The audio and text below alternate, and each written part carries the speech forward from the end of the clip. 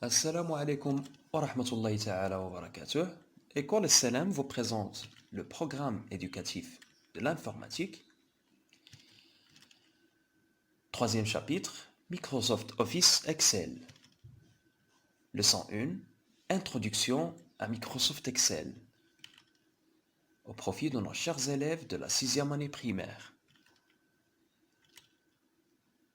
Les objectifs, découvrir Microsoft Excel, apprendre la définition du terme tableur et définir les parties de l'interface Excel. On commence par les fonctionnalités de base d'un tableur.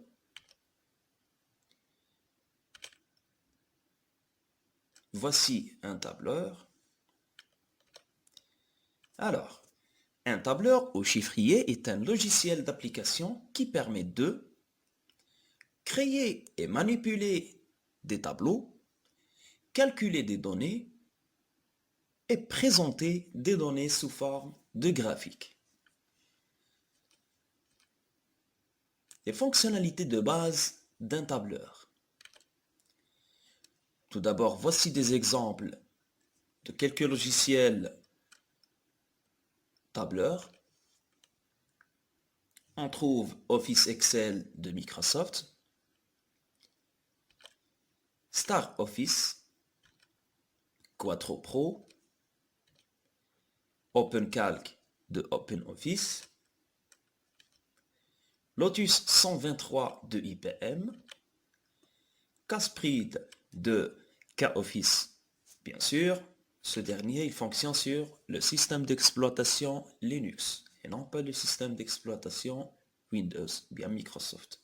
D'accord? Les avantages d'un tableur. Un tableur permet de traiter et organiser les informations sous forme de tableaux. Il nous permet aussi une bonne adaptation pour les calculs répétitifs, bien sûr, pour gagner du temps. Et il nous permet aussi une génération très aisée de graphiques et de rapports.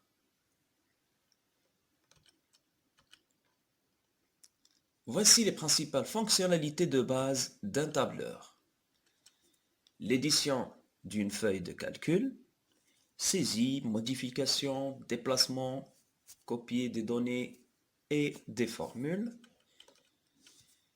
La gestion d'un document, soit la création, l'enregistrement, ouverture, fermeture et manipulation.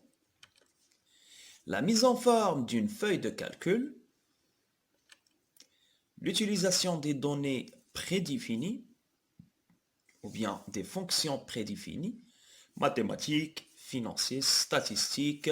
On va voir ça après parce que c'est parmi les fonctionnalités d'un tableur sont des fonctionnalités plus avancées. On va les voir dans les années prochaines, Inch'Allah. La réalisation des différents types de graphiques, des courbes, des secteurs, des histogrammes, etc. Ces types de graphiques représentant des données numériques.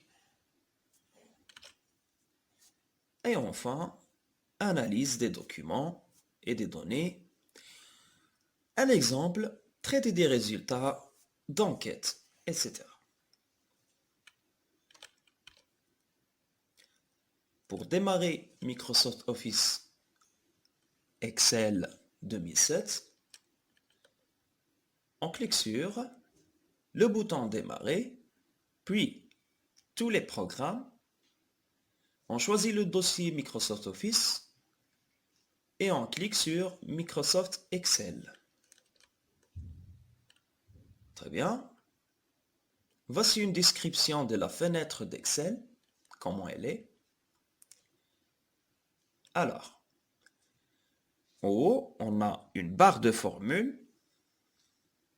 On a aussi une zone de référence. Il faut remarquer que cette zone de référence comporte B3. Pourquoi B3? Et tout simplement parce que la cellule active, c'est B3. Regardez bien que la cellule active, elle se situe dans la troisième ligne et elle se croise avec la colonne B. Donc, on dit B3. On a des colonnes, des lignes et l'onglet de la feuille 1.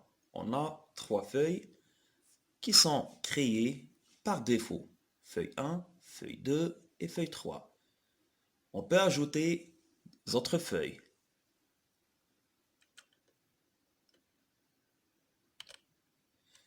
N'oubliez pas de s'abonner à notre chaîne YouTube pour ne pas rater aucune de nos prochaines vidéos.